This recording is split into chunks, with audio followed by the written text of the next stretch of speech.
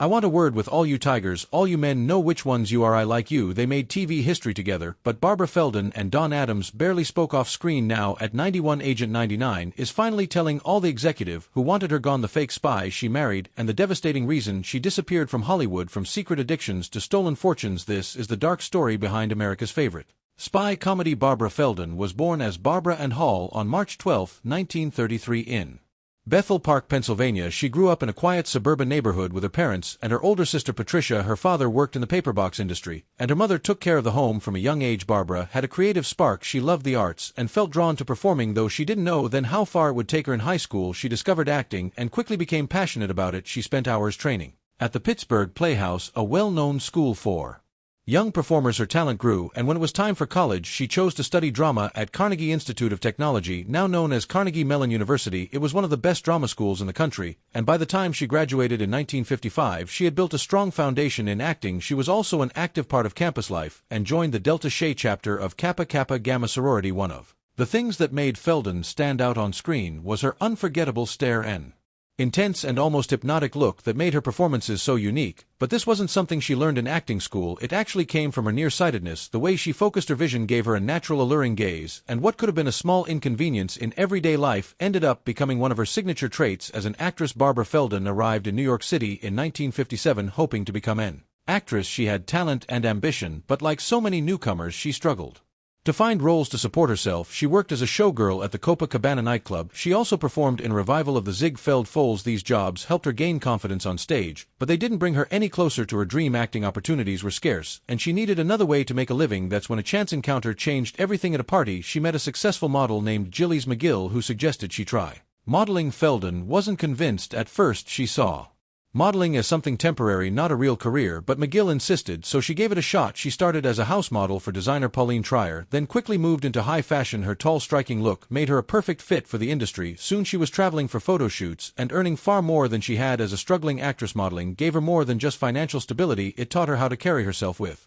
confidence and how to work with cameras. She learned about lighting, styling, and how to project personality in front of an audience. These skills would prove invaluable later in her career. That same year, Feldon made an unexpected move into television, not through acting, but by winning the $64,000 Question, one of the most popular game shows at the time. Her chosen subject was Shakespeare, a bold choice, considering she had only earned average grades in college drama classes, but she was determined. She studied for up to 14 hours a day, memorizing every detail she could. When she finally stepped onto the show, she impressed audiences with her intelligence and poise. She won the grand prize, but lost her chance to double it on the $128,000 Question. A few weeks later, the win brought her a brief moment of fame. Newspapers covered her story, and with the prize money, she and her husband opened an art gallery in Greenwich Village. The gallery focused on abstract expressionist art. But despite their efforts, it struggled financially. Within a few years, her husband returned to advertising, and Feldon once again found herself searching for new opportunities. Then came the moment that would change everything. She was cast in a commercial for Revlon's Top Brass Hair Pomade, a men's grooming product. The ad was simple. Feldon lay on an animal print tiger rug, gazed into the camera, and called the male audience tigers. It was playful, sultry, and completely different from anything on TV at the time. The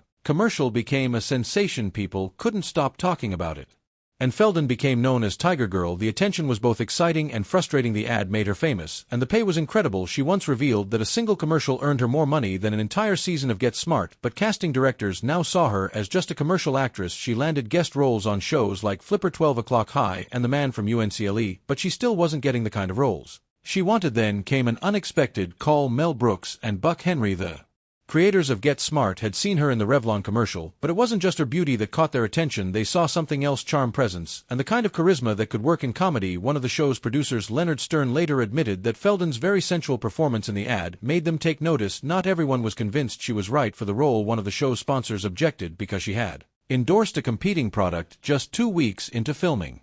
Their CEO demanded she be fired. Feldon tried to fight it. She explained that the commercial had been filmed long before she got the role. Revlon even agreed to stop airing it, but none of that seemed to matter. The decision wasn't in her hands. Then something unexpected happened. NBC refused to back down. They kept her on the show. A year later, Get Smart was a huge hit, and that same CEO who had tried to fire her invited her for a photo op. She smiled for the camera, knowing she had won, but this wasn't The only challenge she faced playing Agent 99 was already unusual for the time. Women in the 1960s were usually written as side characters, not top-level spies. If they were involved in action, they were often in distress, waiting to be saved. Agent 99 was different. She was skilled, smart, and always one step ahead. Maxwell Smart, played by Don Adams, might have had the title of top agent, but everyone knew who really got the job done. This balance wasn't an accident. The show's creators, Mel Brooks and Buck Henry, wrote Agent 99 as a mix between the traditional woman of the 1950s and the independent spirit that was growing in the 1960s. Sometimes she let Max take the lead to protect his pride, but she never needed to prove she was the smartest person in the room. She simply was. Then there was the height issue. Feldon was 5 feet 9 inches taller than Adams, which was a problem in an industry where male leads were expected to be the tallest. To fix it, she often had to slouch or go barefoot in scenes. Sometimes Adams stood on platforms to even the difference. It was a small detail, but it showed how television still wasn't used to having a strong woman share the spotlight. None of this stopped the show from becoming a success. The chemistry between Feldon and Adams made Get Smart one of the most memorable comedies of its time. Max was clumsy and overconfident, while 99 was always calm and capable. Their dynamic made the show work, and audiences loved it. Here's the content in paragraph form without skipping any words. Barbara Feldon's career had its ups and downs. In 1975, she played a cold, self-absorbed beauty pageant coordinator in Smile. The movie was sharp and well-reviewed, but it didn't give Feldon a fresh start.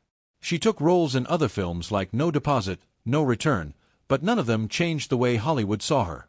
Part of the problem was timing. Most movies in that era revolved around male leads, and good roles for women were rare. She also never fully committed to life in Los Angeles, which limited her chances in film. Even with these setbacks, she didn't dwell on what she couldn't change. She focused on what she could. She found steady work in hosting and voiceovers in the 70s and 80s. Her voice became familiar in commercials for brands like Revlon. She also hosted entertainment news shows and big events like the Tournament of Roses parade. Voiceover work let her stay connected with audiences without facing the frustrations of typecasting. Over time, she realized she was drawn to quieter, more creative pursuits like writing. One of the biggest surprises she ever shared about her career was how fame had made her feel. She never set out to be famous, and when it happened, it felt strange. She once said it was like living someone else's life. People treated her like a star, but she never saw herself that way. She knew fame could disappear as quickly as it arrived, and she refused to let it define her. That mindset shaped the choices she made later. Instead of chasing roles, she stepped back from Hollywood and focused on writing. In 2003, she published Living Alone and Loving It, a book about independence. It struck a chord with readers who admired her honesty. She had once been one of the most recognizable faces on television, but she never let that fame control her. Instead, she built a life that made her happy, one that had nothing to do with being Agent 99. Barbara Feldon's love life was filled with passion, heartbreak, and ultimately self-discovery. Her first marriage to Lucien Verdoux Feldon in 1958 started like a dream. He had a European accent, a mysterious past, and stories that sounded straight out of a spy novel. He claimed to be a pilot and even hinted at being an actual spy. For a young actress stepping into show business, it was thrilling, but reality didn't take long to catch up. Lucien had a dark side. He struggled with gambling, infidelity, and drug addiction.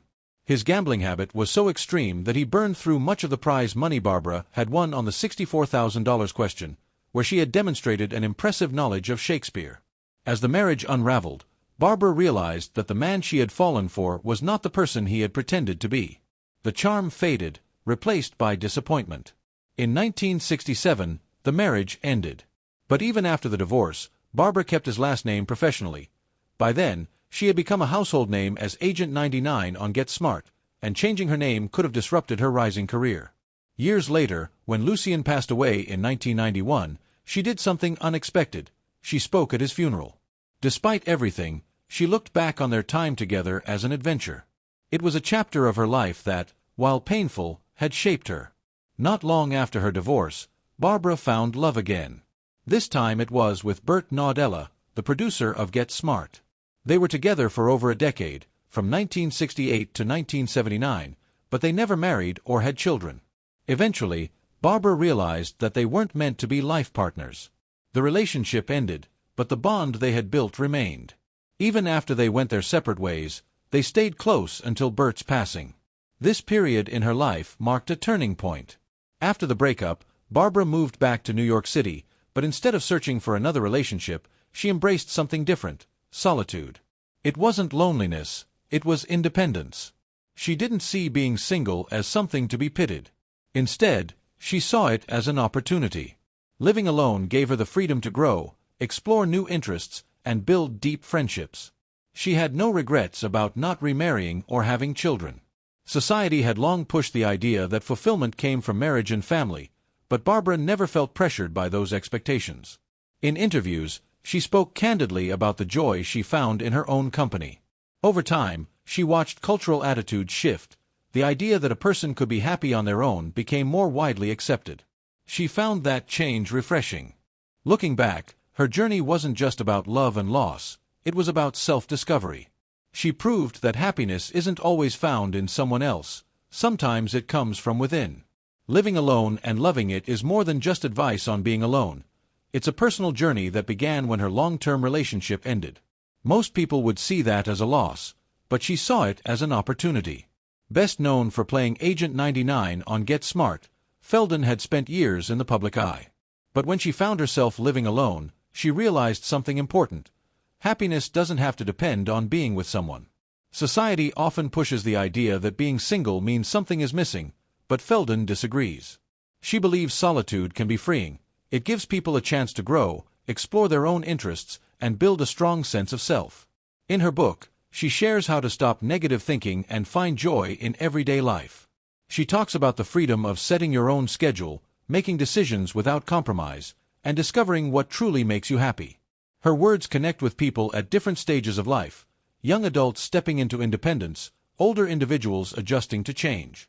She even brings in wisdom from writers like Rainer Maria Rilke, adding a thoughtful touch to her reflections. But at its core, her message is simple. Being alone doesn't have to mean being lonely. It can be a time of discovery and fulfillment. Feldon has always been more interested in personal growth than fame. Get Smart made her a star, but she never chased celebrity status.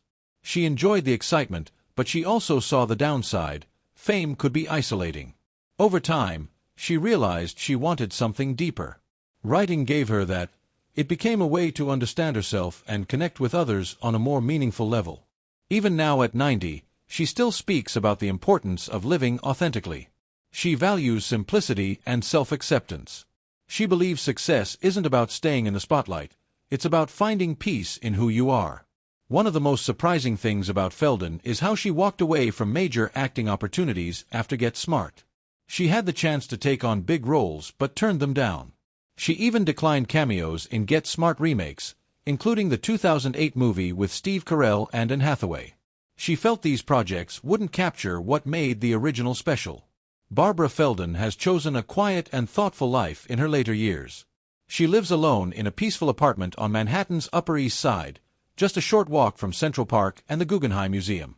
The space is simple and elegant, with high ceilings, wooden floors, and large windows that let in plenty of light, a place that reflects her personality: calm, uncluttered, and filled with warmth. Living alone wasn't always part of her plan, but over time, she came to love the independence it gave her. Writing became one of her greatest joys. She contributed essays to Metropolitan magazine, and in 2024, she published her memoir Getting Smarter. In her writing, she explores the lessons she has learned about love, career, and the power of self-reliance. Though she rarely acts anymore, she still takes part in poetry readings and sometimes joins small theater productions, drawn to the creative energy of live performance.